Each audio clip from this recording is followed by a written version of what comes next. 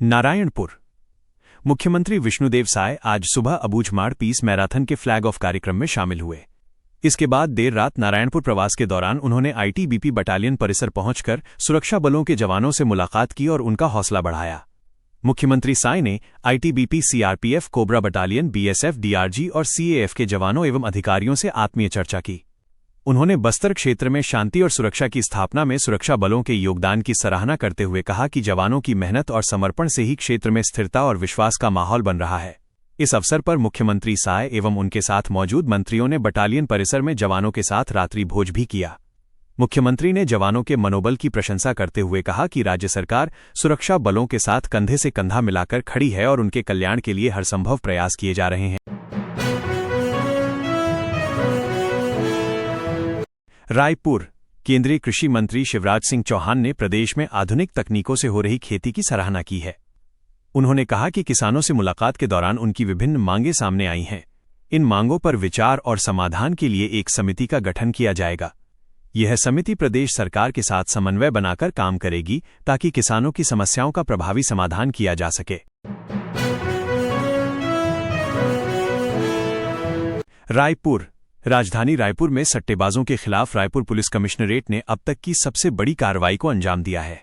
T20 world cup शुरू होने से पहले anti crime and cyber unit और गंज थाना पुलिस की संयुक्त टीम ने ऑनलाइन सट्टा संचालित करने वाले एक हाई प्रोफाइल गिरोह का पर्दाफाश किया है। पुलिस ने कार्रवाई के दौरान 6 आरोपियों को गिरफ्तार किया है। आरोपियों के कब्जे से करीब 37.50 लाख रुपए नकद और 3 लग्जरी कारें बरामद की गई हैं। प्रारंभिक जांच में गिरोह के ऑनलाइन प्लेटफॉर्म के जरिए बड़े पैमाने पर सट्टा संचालन की जानकारी सामने आई है।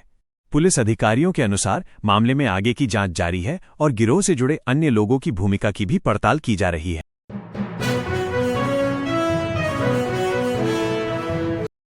कवर्धा।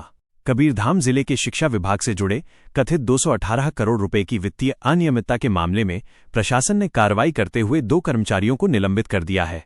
निलंबित किए गए कर्मचारियों में तत्कालीन कार्यालय में पदस्थ वर्ग 2 कर्मचारी माया कसार और योगेंद्र कश्यप शामिल हैं।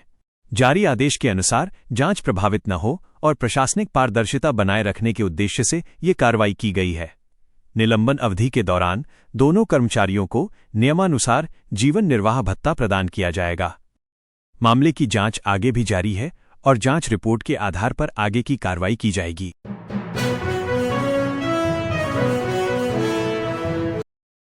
रायपुर। अपनी विभिन्न मांगों को लेकर मध्याह्न भोजन रसोइया संयुक्त संघ के बैनर तले आंदोलन कर रहे सरकारी स्कूलों में मध्याह्न भोजन बनाने वाले रसोइयों के खिलाफ अभनपुर पुलिस ने मामला दर्ज किया है। पुलिस ने चक्का जाम करने और तोड़फोड़ के आरोप में संघ से जुड़े करीब 500 से 600 सदस्यों के विरुद्ध प्रकरण दर्ज किया है। बताया जा रहा है कि आंदोलन के दौरान यातायात बाधित हुआ, जिससे आम लोगों को परेशानी का सामना करना पड़ा। इसी को आधार बनाकर पुलिस ने कानूनी कार्रवाई की है। मामले की जांच की जा रही है और स्थिति पर नजर रखी जा रही है। जांजगीर चांपा। जिले में धान टोकन न कटने से आहत एक किसान ने प्रशासन का ध्यान आकर्षित करने के लिए हाई वोल्टेज टावर पर चढ़कर विरोध जताया। किसान की पहचान अनिल सूर्यवंशी के रूप में हुई है, जिन्होंने कहा कि टोकन कटेगा तभी मैं नीचे उतरूंगा। जानकारी के अनुसार अनिल सूर्यवंशी पिछले कुछ दिनों से अपने धान टोकन कटने की प्रक्रिया को लेकर परेशान थे। उन्होंने जिला प्रशासन और कृषि विभाग से संपर्क किया, लेकिन समस्या का समाधान नहीं होने पर उन्होंने ये कदम उठाया। किसान का कहना है कि धान टोकन समय पर कटना उनकी आर्थिक सुरक्षा से सीधे जुड़ा है और देरी के कारण उन्हें नुकसान का डर सता रहा है। घटना की सूचना मिलते ही प्रशासनिक अमला और संबंधित विभाग के अधिकारी मौके पर पहुंचे और किसान से बातचीत कर स्थिति को शांत करने का प्रयास किया। मामले को लेकर प्रशासन द्वारा आवश्यक कार्रवाई का आश्वासन दिए जाने की बात कही जा रही है। बीजापुर। छत्तीसगढ़ के बीजापुर जिले में धान खरीदी प्रक्रिया में बड़ी लापरवाही और धांधली का मामला सामने आया है। कलेक्टर संबित मिश्रा के कड़े रुख के बाद पापनपाल उपार्जन केंद्र में गंभीर अनियमितताएं पाई गईं। जांच में गड़बड़ियों की पुष्टि होने पर खरीदी प्रभारी और ऑपरेटर को धान खरीदी कार्य से हटाते हुए समिति से पृथक कर दिया गया है। प्रशासन ने स्पष्ट किया है कि धान खरीदी में किसी भी तरह की लापरवाही या अनियमितता बर्दाश्त नहीं की जाएगी और दोषियों के खिलाफ सख्त कार्रवाई जारी रहेगी। रायपुर। पीसीसी चीफ दीपक बैज ने आज जेल में बंद पूर्व मंत्री कवासी लखमा से मुलाकात की। मुलाकात के बाद उन्होंने कहा कि बातचीत लंबी और सार्थक रही। बैज ने उम्मीद जताई कि फरवरी में लखमा को जमानत मिल जाएगी। उन्होंने न्यायालयीन प्रक्रिया पर भरोसा जताते हुए कहा कि लखमा के बाहर आते ही बस्तर और प्रदेश को मजबूत करने की दिशा में काम किया जाएगा। राजिम छत्तीसगढ़ के प्रयागराज के नाम से विख्यात राजिम एक बार फिर धर्म, आस्था और सनातन संस्कृति के त्रिवेणी संगम का साक्षी बनने जा रहा है। राजिम कुंभ कल्प 2026 का भव्य आयोजन माघ पूर्णिमा 1 फरवरी से महाशिवरात्रि 15 फरवरी 2026 तक किया जाएगा। इस वर्ष भी कुंभ कल्प का आयोजन नए मेला स्थल चौबेबांधा राजिम में होगा। राजिम कुंभ कल्प 2026 का शुभारंभ माघ पूर्णिमा 1 फरवरी को राज्यपाल रमेन डेका के करकमलों से होगा। उद्घाटन समारोह की अध्यक्षता पर्यटन एवं संस्कृति मंत्री राजेश अग्रवाल करेंगे। उद्घाटन अवसर पर रायपुर सांसद बृजमोहन अग्रवाल, महासमुंद सांसद रूपकुमारी चौधरी, कुरूद विधायक अजय चंद्राकर, राजिम विधायक रोहित साहू, बिंद्रानवागढ़ विधायक जनक ध्रुव, अभनपुर विधायक इंद्र कुमार साहू सहित जिले एवं आसपास के अनेक जनप्रतिनिधियों की उपस्थिति रहेगी। कुंभ कल्प के दौरान धार्मिक अनुष्ठान, संत समागम और सांस्कृतिक कार्यक्रमों की श्रृंखला आयोजित की जाएगी, जिससे श्रद्धालुओं को आध्यात्मिक अनुभूति का अवसर मिलेगा।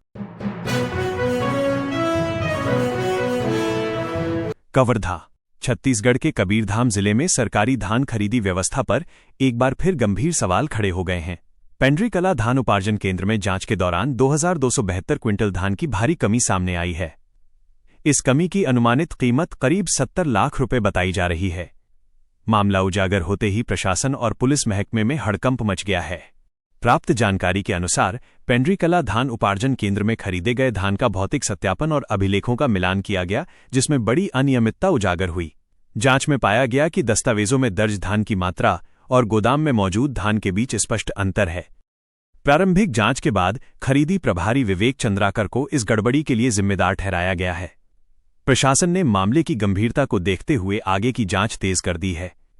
वहीं संबंधित विभागीय और कानूनी कार्रवाई की तैयारी भी की जा रही है। अधिकारियों का कहना है कि जांच पूरी होने के बाद दोषियों के खिलाफ सख्त कार्रवाई की जाएगी, ताकि सरकारी धान खरीदी व्यवस्था में पारदर्शिता सुनिश्चित की जा सके।